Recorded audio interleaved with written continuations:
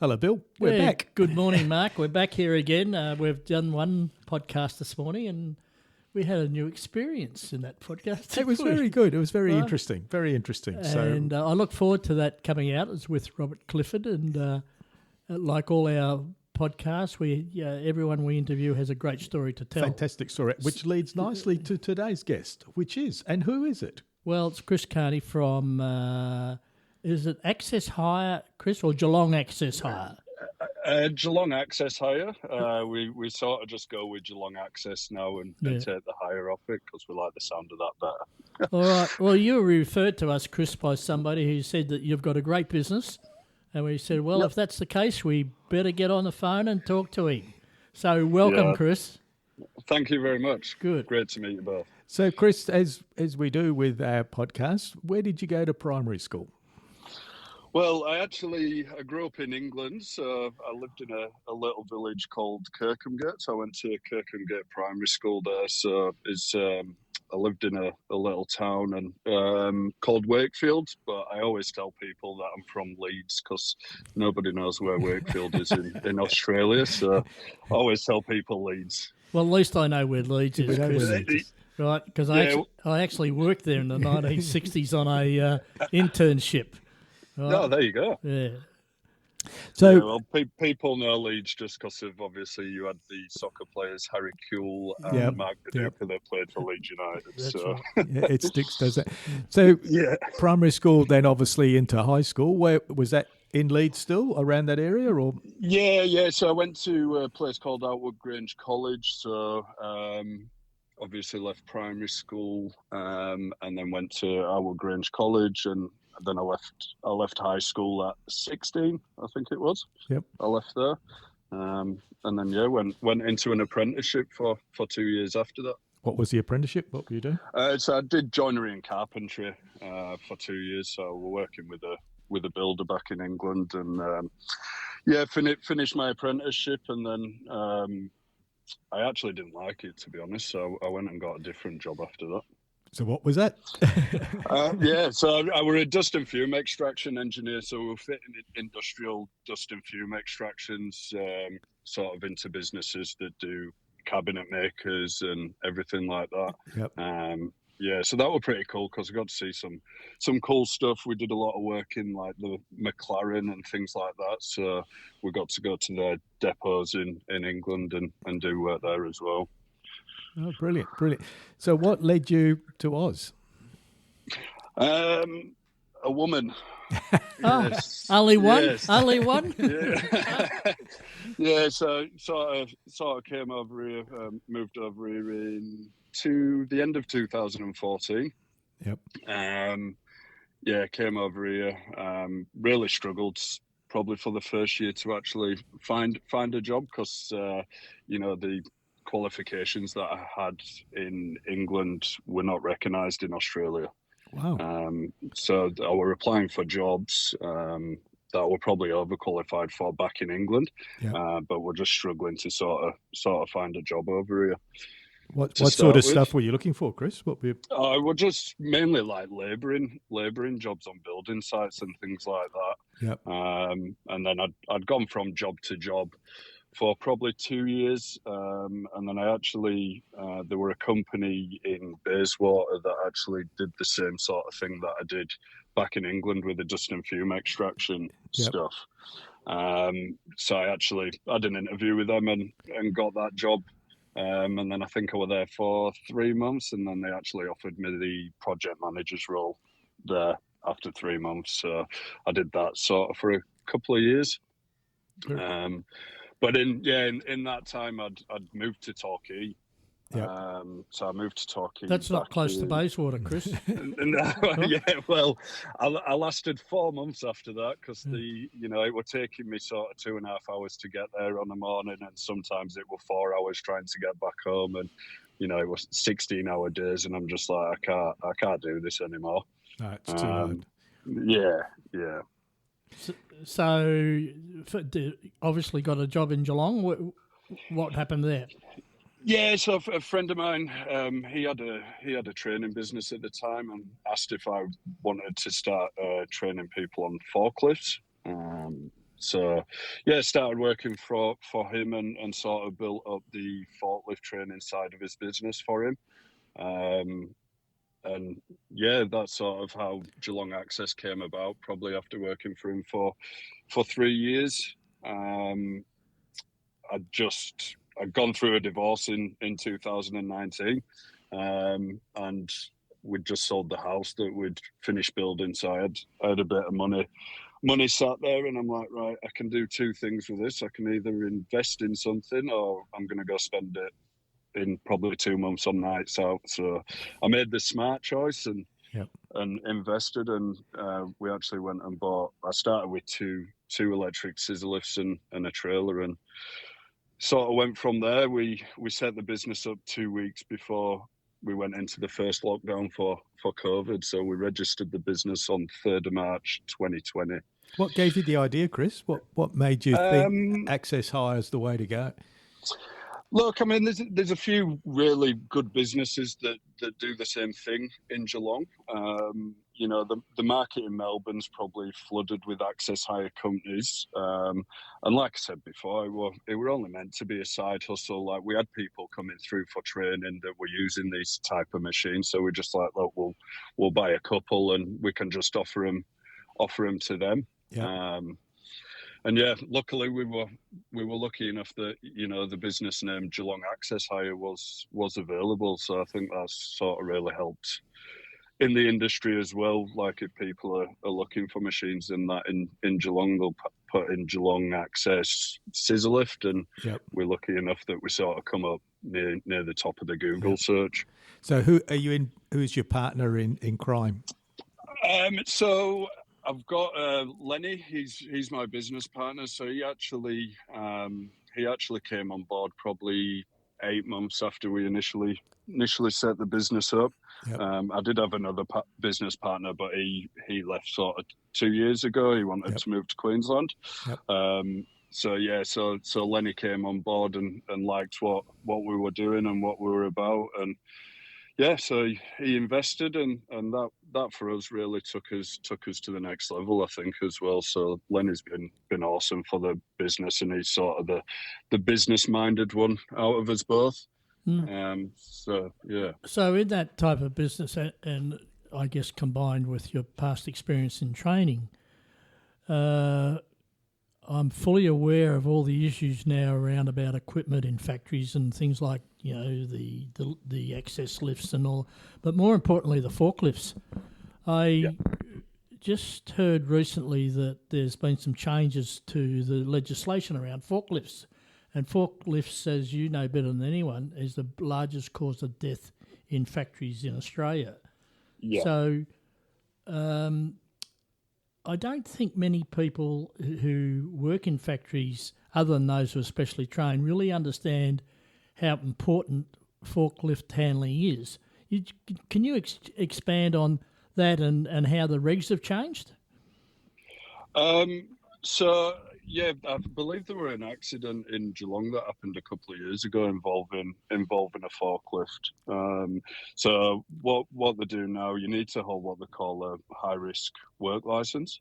So I wouldn't say it's intense. It's a lot of paperwork, but it's a 2-day course that you have to complete for forklifts. And I know now that WorkSafe are going through a lot of businesses, and that's probably the first thing that they look at, is the ticketing side of it. So yeah, two-day course. You do a theory and a practical.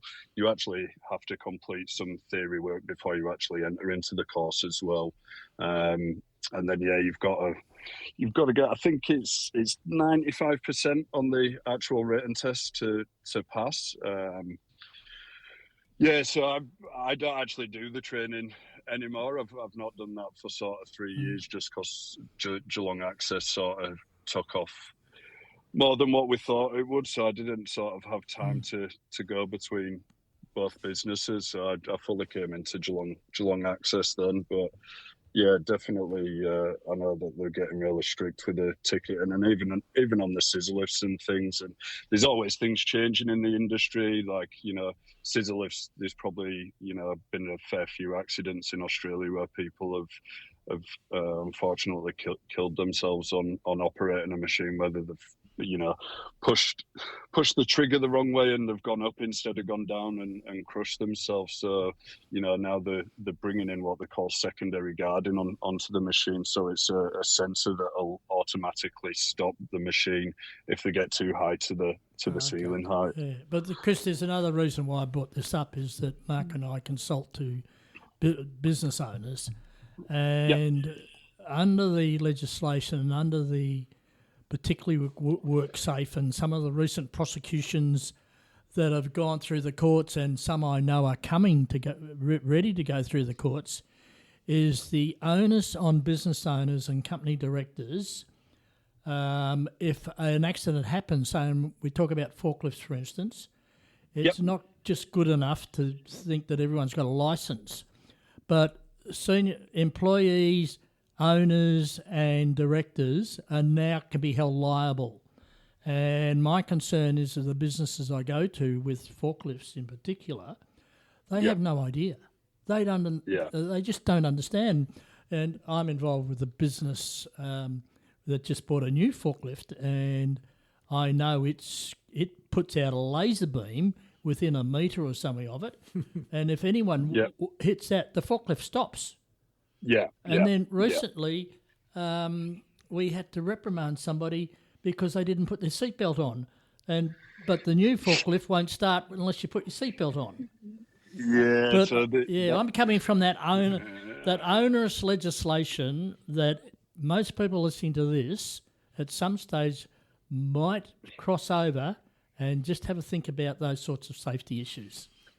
Oh, for sure. I know there were, and when I was doing the training, like you'd always, you'd tell people like you've got to sit in the forklift and seatbelt on first, and you'd always get the, well, can't I just put it behind my back and then sit on the seat? I'm like, well, no, because that's not, if you're in an accident or anything, you're going to go straight to the front of the forklift. So you always need to wear your seatbelt.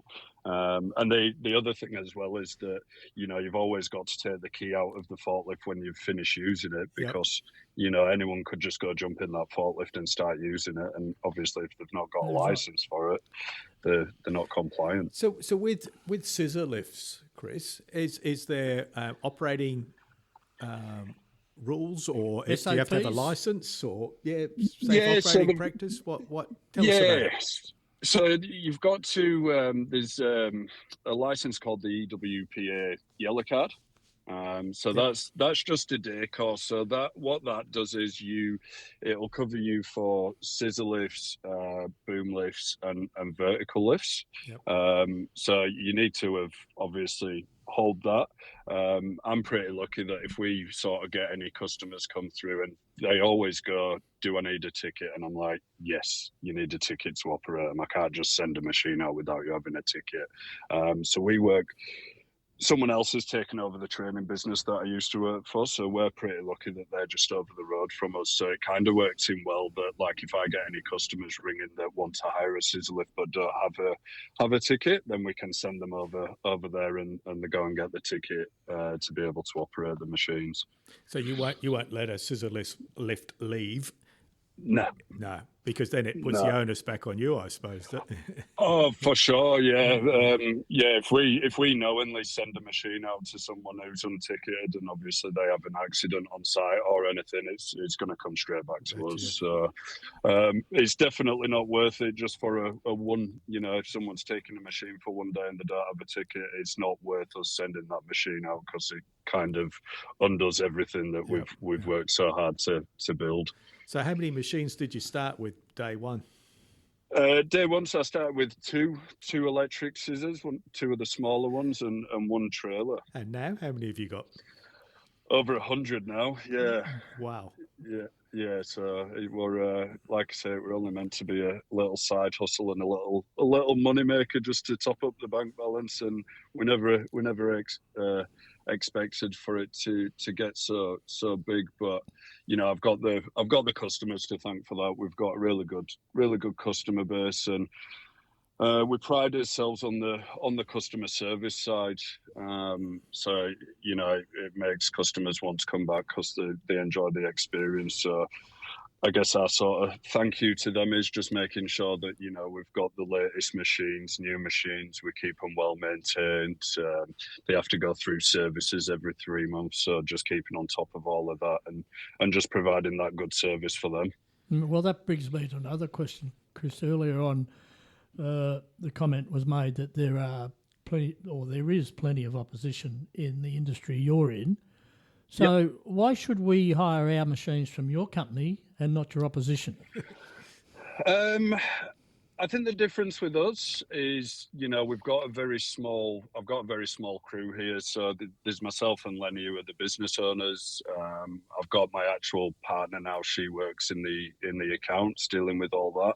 And then we've got Phil, who's our truck driver, who delivers the machine, and that's the only people that we've got in the business. So, whenever any phone calls come through, anything like that, they're either going to deal with one of the two business owners.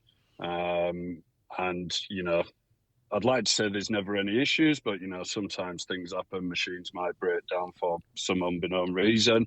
And we make an effort to be out there with sort of in the hour to get that machine up and running. If it's something that we can't do on site, we'll have a new machine out there within 2 hours. So the difference is there's obviously in Geelong Access, we really care about the customer service side, and we'll go to great lengths to sort of keep the customers happy.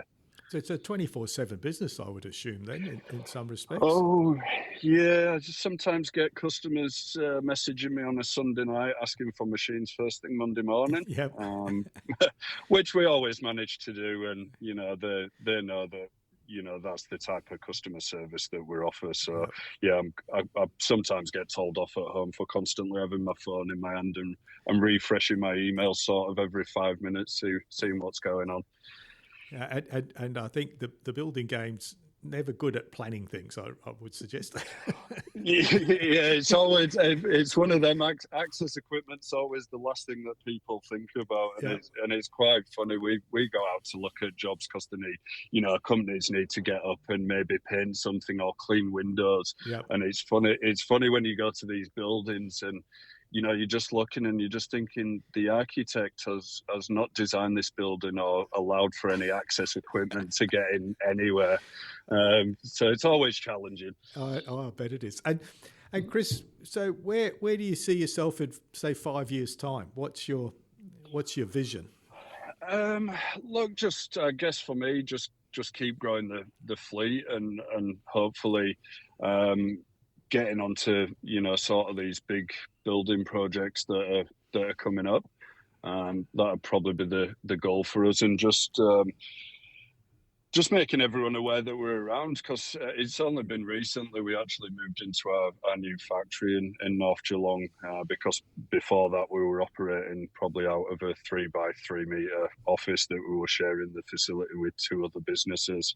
And we had a little yard at the back where we kept the machines, and nobody really knew that we were around. So we still get people like, we'll make phone calls, obviously, seeing if people need machines and stuff, and they're like, oh, we didn't even know you were around. But yeah, now we've got the factory, and that it's made us more visible. And other equipment, Chris, other things you can add to your list. You mentioned, I think, forklifts. Have you started forklift hire as well? Yeah, we've got a few forklifts. I think we're up to about 10 now. I've got some customers in the solar industry that whenever they take a scissor lift, they need a forklift. So we sort of started buying them. So we really only, how we've built it over the last 4.5 years is we'll sort of look at what the demand is in the market. So what machines are going out most, and then once we get to a point that customers are ringing and we don't have them machines in stock, then we'll look at it and go, all right, we need to maybe get a couple more of those machines so we're not getting caught out when customers ring, so we can supply. And what sort of other equipment do you see on the horizon that you might add to your repertoire? Look, there's my business partner. He wants to get into the tool hire side of things as well, and I'm pretty against it because I just know it's a lot more work that we've probably not got time to do. So I really push to him that we'll just stick to what we know and just the scissor lifts, boom lifts, and the vertical lifts, and now the forklifts. And I'd rather run the business that, you know, we can just offer a service that we 100% know about, and if people ring asking questions, then we can give them the right answer, rather than sort of going off into other areas of hire. Yeah, once you start with tool hire, then you start to be dealing with Joe Public because they don't need a certificate to use it. That's right. Yeah. But it takes me back, Mark, to remember the book Good to Great, I think it was, Jim Collins. Yep. And one of the issues in that book I'll never forget is you've got to work out what you can be best in the world at. Right? Now, you can't be the best in the world at everything. So I guess, Chris, what you're saying is you can be best in the world at those two issues that you're focused on now. And once you start to diverse, then you start to get distracted. But not only that, then you have to start building new IT systems. Right? Yeah. So it just everything just multiplies. Yeah, definitely. Ends up being a lot more work. So yeah, definitely just want to stick to what we're doing and what we've built the business, and I just don't want to lose focus of that customer service side. Very, very commendable. Yeah. So how do people find you, Chris? What's your website? So we've got our website, which is geelongaccesshire.com.au. We're on social media as well, but I've got to be honest, I don't really post that much on sort of Instagram and Facebook.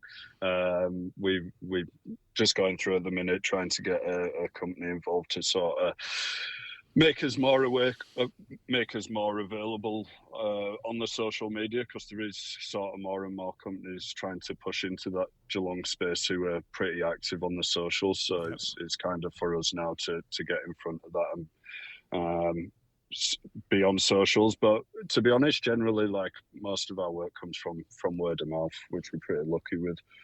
And creating repeat customers by the sound of things. Yeah, for sure. And I also like the fact that you said if people Google Geelong Lifts or Geelong Hire or Geelong Fork, you pop up because you've got the name and you've got the SEO working in your favour. So that's good. Yeah, absolutely. Yeah. Chris, fantastic talking to you. Thank you. Yeah, thanks, Chris. Look forward to that. And we will come out to your premises as soon as we get a chance and have a look. Yeah, we'll do that. Yeah, absolutely. Yeah. Welcome anytime. Okay. Thank you, Chris. Thank you, Chris. Brilliant chatting to you. Thanks, guys. Thank you. Thanks for having me. See Bye-bye. you. Bye.